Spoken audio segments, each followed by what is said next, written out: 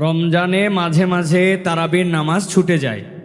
যদি আমার তারাবির নামাজ ছুটে যায়, এতে কি আমার রোজা আদায় হবে বা রোজার পূর্ণতাতে কোনো সমস্যা হবে কিনা?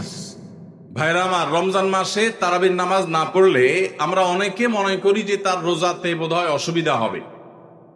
এটা সম্পূর্ণ ভুল ধারণা। তারাবি একটা ইবাদত, রমজানের রোজাটা আরেকটা ইবাদত।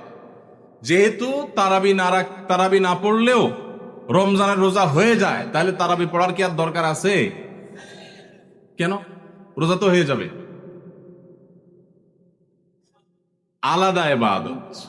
রোজা রাখা একটা ইবাদত, তারাবি পড়াটা আরেকটা ইবাদত। নবী করিম সাল্লাল্লাহু আলাইহি সাল্লাম একই হাদিসে দুটি কথা বলেছেন, মান কামা রমাদানা ঈমানান ওয়া ইহতিসাবান গুফিরা লাহু মা তাকাদ্দামা মিন যামবি। একই হাদিসে বলেছেন, মান সামা রমাদানা ঈমানান ওয়া ইহতিসাবান গুফিরা লাহু মা তাকাদ্দামা মিন যামবি।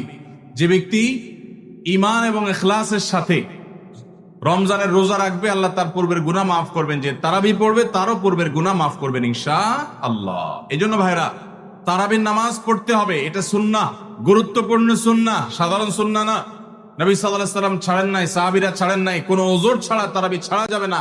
জামাত ছুটে গেলে একা একা হইলেও পড়বেন, কিন্তু কোনো কারণে পড়তেই পারলেন না, সফরে আছেন, ট্রাভেলে আছেন, বাসে ছিলেন, ট্রেনে ছিলেন, নাইটে সফর করেছেন, তারাবি পড়তেই পারেন নাই, ইনশাআল্লাহ আপনার রোজা হয়ে যাবে।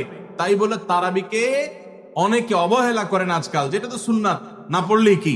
এই অবহেলাটা আরেকটা দোষের। তাহলে আমাদের মধ্যে দুইটাই সীমা লঙ্ঘন।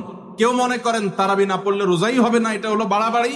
আবার অনেকে মনে করেন তারাবি না পড়লেই বা কি, এটা হলো ছাড়াছাড়ি। এই বাড়াবাড়ি এবং ছাড়াছাড়ির মধ্যে আমাদের থাকতে হবে। আল্লাহ আমাদের তৌফিক দান।